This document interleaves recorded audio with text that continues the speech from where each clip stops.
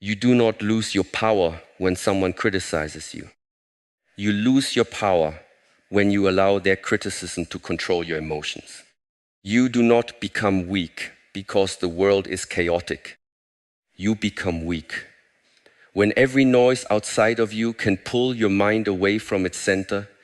Every time you become angry because of a careless word, anxious because of a certain look, or desperate to explain yourself to someone who has already decided not to understand you, you quietly place the key to your life in another person's hands.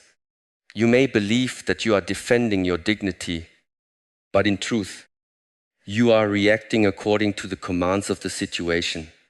A powerful person is not someone who can force the world to become silent.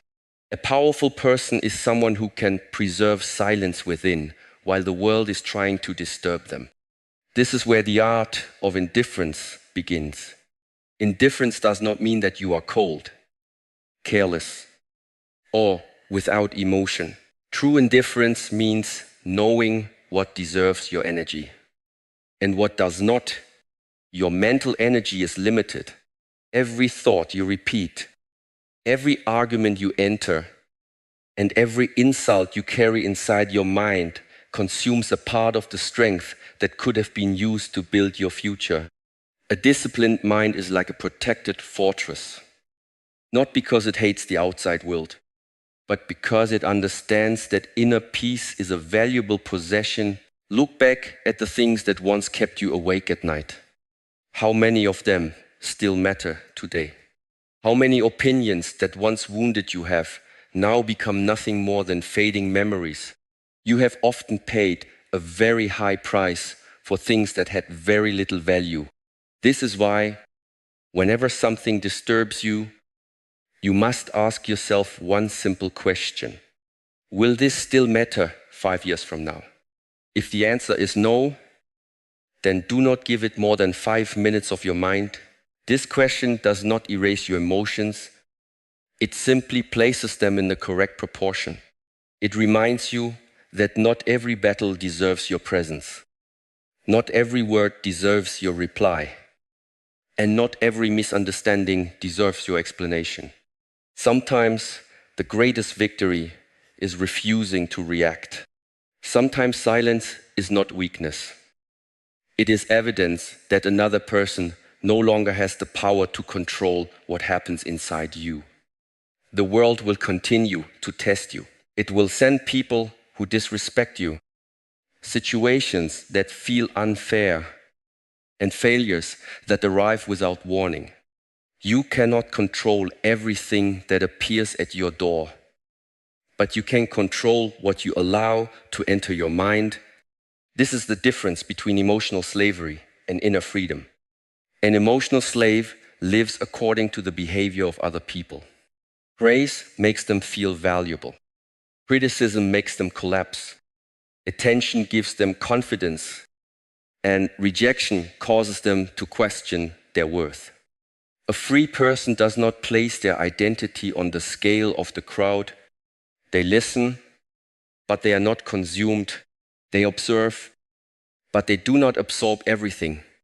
They feel, but they do not allow every emotion to take control of the direction of their life. To reclaim your power, you must create space between what happens and how you respond. Inside that space, you have a choice. You can breathe, observe, evaluate, and then decide whether the situation deserves your energy. Every time you do this, your power returns. Not the power to control another person, but the power to prevent another person from controlling you. When you understand this, indifference no longer appears as a cold wall between you and the world. It becomes an intelligent filter. It keeps what is useful and allows everything else to pass from this moment forward. Stop trying to silence the entire world. Learn to keep your own mind silent while the world remains loud. That is where real power begins. And that is the first step toward becoming someone who cannot be easily disturbed. The moment you stop allowing the world to control your inner state, a deeper question appears. What should you do with pain when it still arrives? Indifference protects your energy, but emotional detachment teaches you how to transform what hurts you. They believe strength means feeling nothing, hiding every wound, and pretending that failure has no effect. But suppression is not mastery. A buried emotion does not disappear. It waits. Real detachment is not the absence of feeling. It is the ability to feel without becoming trapped inside what you feel. When failure comes, most people turn an event into an identity. They do not say, I failed at something. They say, I am a failure. In that moment, one mistake becomes a prison. One loss becomes proof that the future is closed. This is how pain grows beyond its true size. The event may last 1 hour, but the story created around it can last for years. A disciplined mind refuses to confuse an experience with the self. It looks at failure and asks, what happened? What did this reveal? What must change? These questions remove the poison of personal drama and uncover the value hidden inside the experience. Failure then becomes information. It shows you where preparation was weak, where judgment was careless, where patience was missing, and where pride prevented you from seeing clearly. Data does not insult you. Data does not hate you. Data simply tells you what is. When you learn to see failure as data, you stop arguing with reality and begin learning from it. Imagine an archer who misses the target. A foolish archer curses the wind, blames the bow, and questions personal worth. A wise archer studies the distance, adjusts the stance, corrects the breath, and releases the next arrow with greater awareness. The missed shot is not a humiliation, it is instruction. Life works in the same way. Every disappointment contains a signal, but you can only read it when emotion no longer clouds your vision. This does not mean you must deny sadness. Grieve what was lost. Admit what hurts. Sit quietly with disappointment. But do not build a home there. Emotions are visitors, not rulers. Let them enter. Listen to what they reveal, then allow them to leave. The problem begins when you hand them authority. Anger may tell you that a boundary was crossed, but anger should not decide your next move. Fear may warn you of danger, but fear should not design your future. Sadness may show you what mattered, but sadness should not define what remains possible. You are the observer behind the emotion. You are the one who notices the storm. And because you can notice it, you are not the storm itself. Your inner world must not become public property. Other people may disappoint you, reject you, misunderstand you, or walk away, but they do not have the right to decide who you become afterward. That decision remains yours. Each time you separate the event from your identity, you recover your freedom. Each time you study pain instead of worshiping it, you become wiser. Each time you ask what can be learned instead of why this happened to you, you move from helplessness to responsibility. Responsibility is not self-punishment. It is the recognition that even when you did not choose the event, you can still choose the meaning, the response, and the next step. This is how resilient people are formed. They are not protected from failure. They simply refuse to waste failure. They turn rejection into refinement, delay into preparation, loss into clarity, and pressure into discipline. What breaks one person becomes training for another, not because the second person feels less, but because the second person interprets more wisely.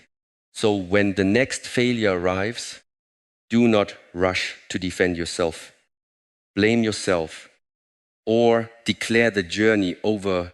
Become still. Separate the facts from the emotion.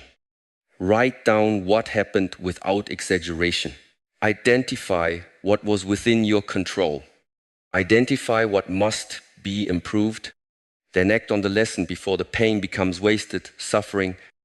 The purpose is not to become untouched by life. The purpose is to become teachable in every condition. Once failure is no longer allowed to define you, the approval of others begins to lose its grip as well. Because a person who can learn from defeat no longer needs the crowd to confirm personal worth. Once failure no longer defines you, the approval of others begins to lose its power. Because the need for validation survives only where self-trust is weak. Most people do not realize how much of their life is shaped by the silent desire to be accepted. They choose words that will not offend, dreams that will not be mocked, and paths that will not make others uncomfortable. They call this being reasonable. But often it is fear wearing the mask of wisdom. From an early age, many people learn to connect approval with safety. Praise means belonging. Criticism means danger. And rejection feels like proof that something is wrong with them. Over time, this conditioning becomes a prison. They begin to measure their worth through attention, compliments, applause, and agreement. When the crowd approves, they feel strong. When the crowd turns away, they collapse. This is not confidence. This is dependence. A person who needs constant approval is not living from an inner center. That person is negotiating identity with every room entered. Real confidence begins when you stop asking the world for permission to become who you are. It does not mean ignoring all advice or believing you are always right. It means your direction is guided by principle rather than popularity. It means you can listen without surrendering judgment. It means you can be misunderstood without abandoning yourself. The truth is that people often judge what they do not understand. They may question your discipline because it exposes their inconsistency. They may criticize your silence because they cannot read your intentions. They may mock your goals because your courage reminds them of what they have postponed. Their reaction is not always a reflection of your path.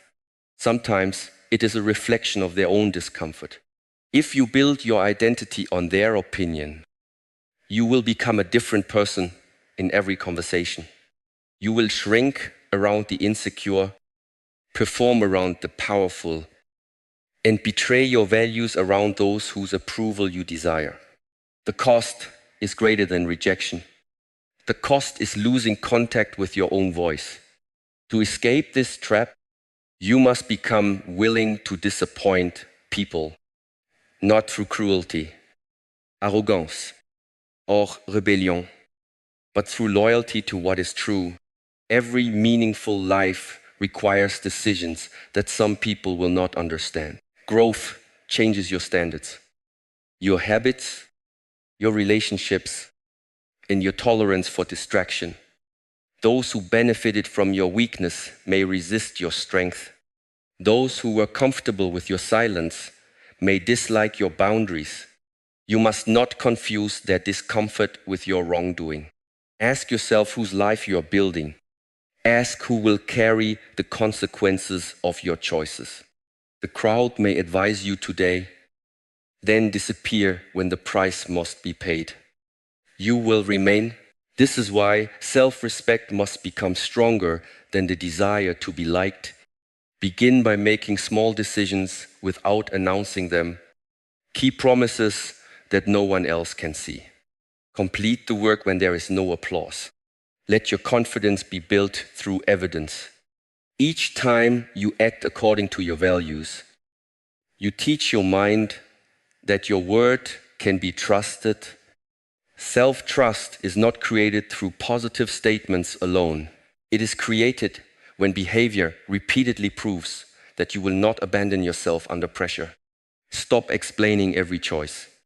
Explanation becomes dangerous when it is used to beg for permission. Some people will not understand you because they are not meant to walk your path. Let them misunderstand. Their confusion does not reduce the truth of your direction. You do not need universal approval. You need alignment between what you believe, what you say, and what you do. When these three become one, the noise outside loses its authority. You no longer perform for attention. You no longer chase people who remain uncertain about your value. You no longer reduce your standards to avoid being alone. Solitude becomes lighter than self-betrayal. Rejection becomes less painful than living a life that does not belong to you. The moment you stop seeking validation, your energy returns. You can use it to learn, build, practice, and move forward. You become free to fail without shame, succeed without apology, and grow without asking whether everyone is comfortable with your transformation. Yet freedom from approval does not mean freedom from criticism. In fact, the more clearly you stand, the more clearly others can aim at you. This is why the next discipline is essential. You must learn how to face criticism without allowing every voice to enter your inner world. The moment you stop begging for approval, criticism becomes more visible, because a person who stands clearly gives the world something clear to attack. This is where many people lose the freedom they have just begun to build. They escape the need for applause, then become trapped by the fear of judgment. They say they do not care what others think. Yet one careless sentence can disturb their focus for an entire day. To become truly steady, you need more than confidence. You need a shield made of discernment. Not every opinion deserves entry into your mind. Not every voice has earned the right to influence your direction. Criticism is not dangerous because it exists. It becomes dangerous when you accept it without examination. A disciplined person does not absorb every word. A disciplined person filters. Imagine a sculptor working on a piece of stone. People pass by and laugh at the unfinished form. Some say the work is useless. Some say the vision is impossible. Others offer advice without understanding the design. The sculptor does not attack them and does not surrender to them. The sculptor studies the stone, studies the intention, and continues to remove what does not belong. This is how you must respond to criticism. Do not react first. Evaluate first. Ask whether the person speaking has experience, wisdom, and a sincere desire to help. Ask whether the criticism points to something specific that can be improved. Ask whether accepting it would move you closer to your principles and your purpose. If the answer is yes, take the lesson without carrying the insult. If the answer is no, let the words fall to the ground. Logic must stand between your peace and the noise of the world. Many people criticize from frustration, envy, fear, or a bit. They project their limitations onto your possibilities. They see your effort through the lens of their own unfinished life. Their words may sound certain, but certainty is not the same as truth. Never confuse confidence in a voice with value in a message. At the same time, do not use strength as an excuse to reject every uncomfortable truth. Pride can wear the same armor as self-respect. Sometimes the criticism that hurts most contains the information you need most. The mature mind does not ask whether the words feel good. It asks whether the words are useful. You must be willing to separate tone from content. A person may speak poorly and still reveal a weakness. Another may speak kindly and still lead you in the wrong direction. Your task is not to protect your ego. Your task is to protect your growth. This requires calm observation. When criticism arrives, pause before defending yourself. Breathe before explaining. Let the first emotional wave pass. Then examine the facts. What is true? What is exaggerated? What is irrelevant? What can be corrected? What should be ignored? This process turns criticism from a weapon into raw material. You take what strengthens you and discard what poisons you. The shield is not built by avoiding all judgment. It is built by becoming so clear about your values that random opinions can no longer move you. When you know what you are building, mockery becomes background noise. When you have evidence of your discipline, insults lose their authority. When your identity is rooted in action, you do not need to win every argument. Let people misunderstand the unfinished version of you. Let them speak before the result is visible. The sculptor does not explain the statue to every passerby. The sculptor continues working. Your silence should not come from fear. It should come from focus. Your calm should not come from weakness.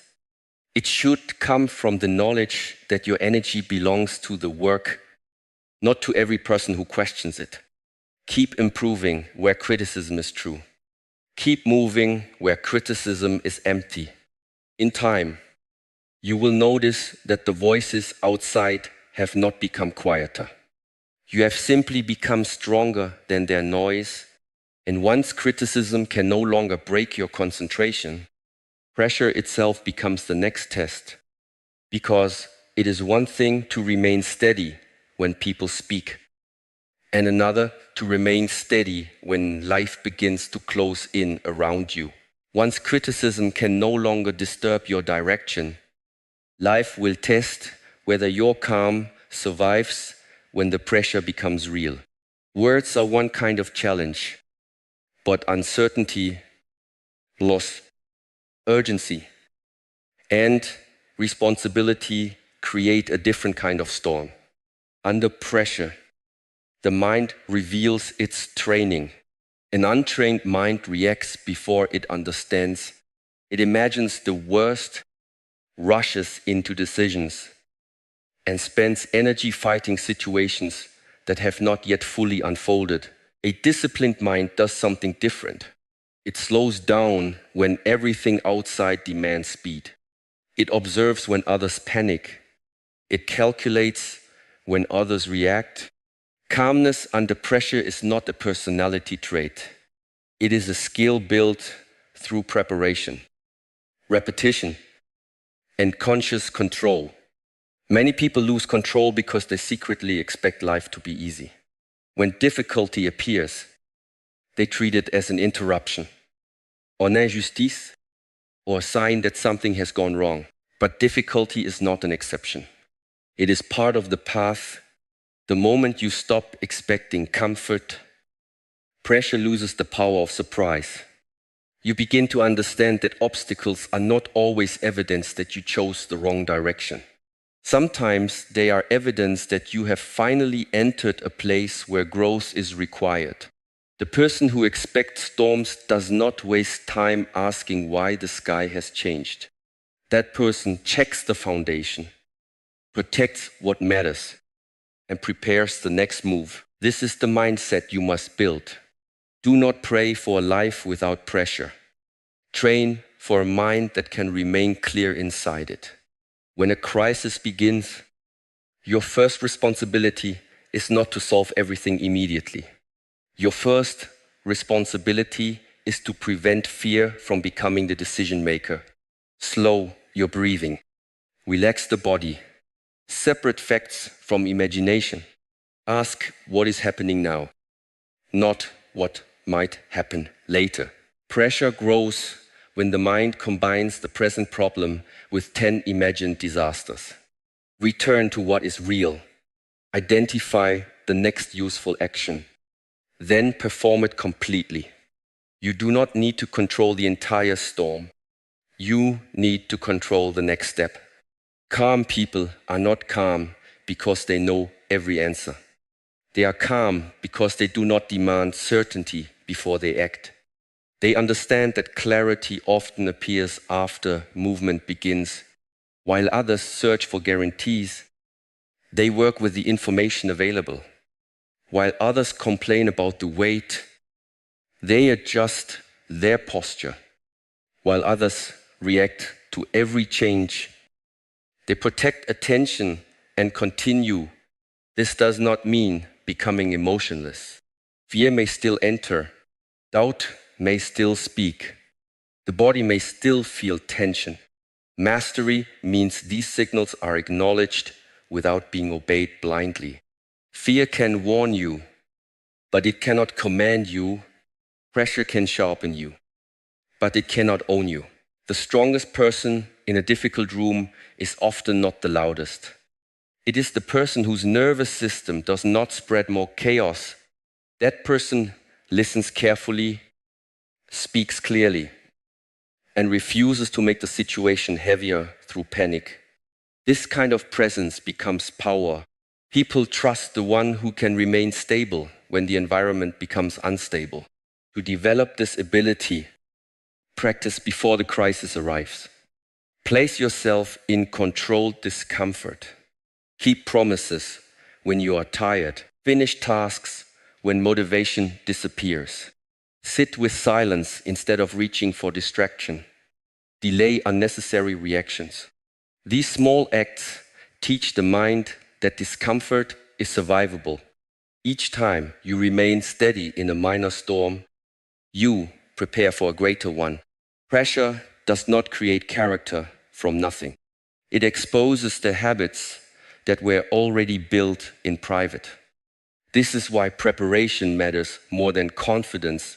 Confidence without preparation collapses when reality becomes difficult. Preparation creates quiet certainty. It tells you that you have faced discomfort before and you can face it again when everything seems urgent. Remember that urgency is often a feeling, not a fact. Pause long enough to see clearly. Decide what is within your control. Release what is not. Protect your energy from useless conversations. Focus on actions that reduce confusion, strengthen the position, and move you forward. Do not ask how quickly the storm will end. Ask who you are becoming while standing inside it. Every pressure reveals a weakness that can be trained, a fear that can be understood, and a level of strength that has not yet been used. When you stop resisting the existence of difficulty, you begin to use it. The storm is no longer only something to survive. It becomes a place of refinement. And when you can remain calm, while everything around you is moving, you are ready for the next lesson. The lesson of letting go, because true peace does not come from controlling every current. It comes from learning how to move with what cannot be changed. When you learn to remain calm inside the storm, you begin to see a deeper truth. Not every storm must be defeated, and not every current must be controlled. Some struggles continue only because you refuse to release what has already moved beyond your power. You replay conversations that cannot be changed, chase people who have chosen to leave, resist endings that have already arrived, and demand answers from situations that may never explain themselves. This resistance feels like strength, but often it is fear refusing to accept reality. True strength is not always holding on. Sometimes true strength is recognizing when your grip has become the source of your suffering. Look at a river. It does not stop when a stone appears in its path. It does not waste energy blaming the stone, attacking the stone, or wishing the stone had never existed. It moves around it. It adjusts without losing direction. It remains soft. Yet, over time, it can shape the hardest ground.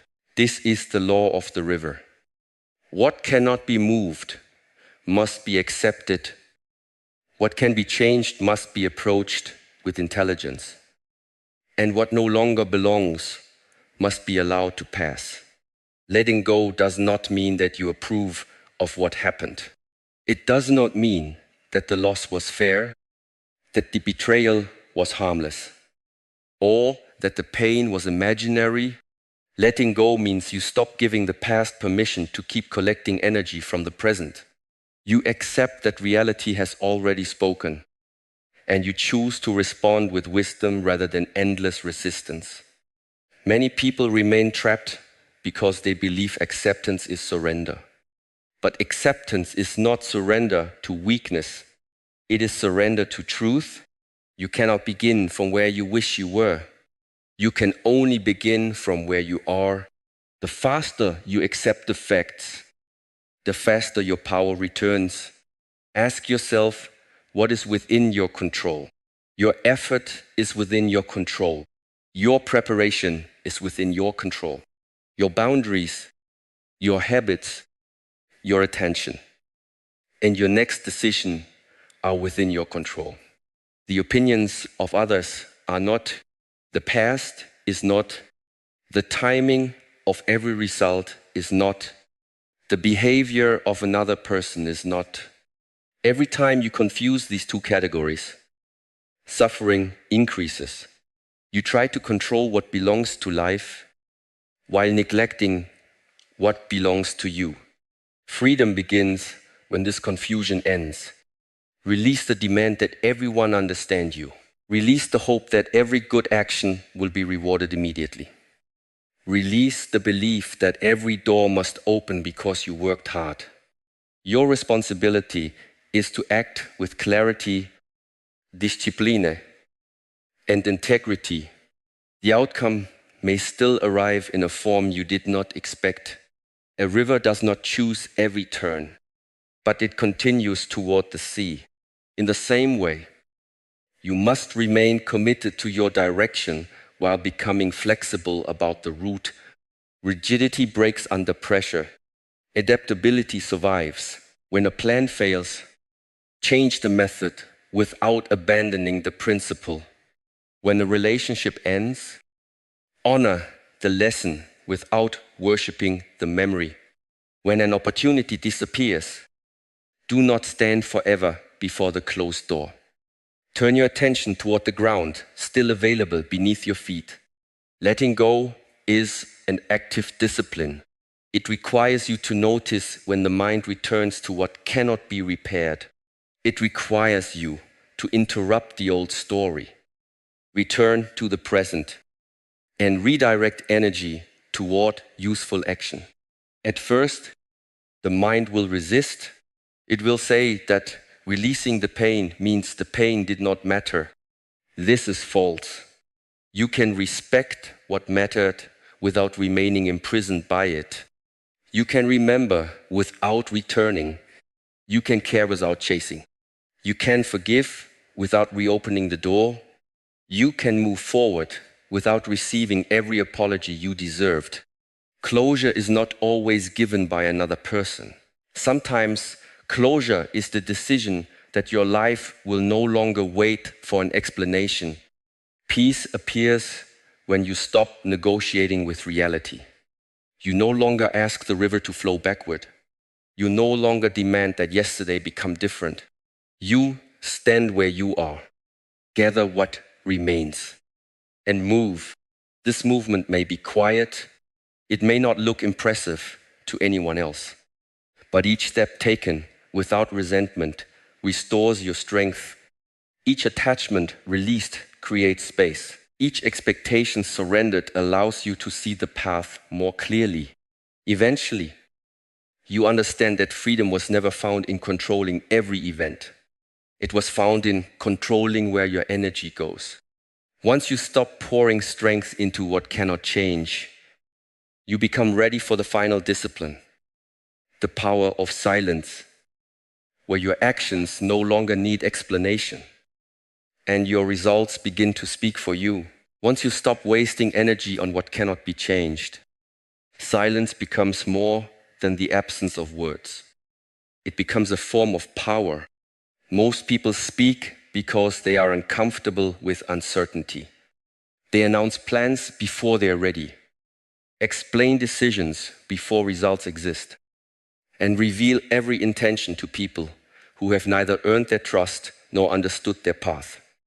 They believe speaking creates movement, but often speaking only creates the feeling of movement. Words can satisfy the ego before the work has begun. They can make you feel committed without requiring discipline. They can attract attention before you have built the strength to carry it. This is why powerful people often move quietly. They understand that energy used for explanation is energy taken from execution. Silence protects focus. It prevents outside opinions from entering too early. It gives your ideas time to grow before they are exposed to doubt. Envy,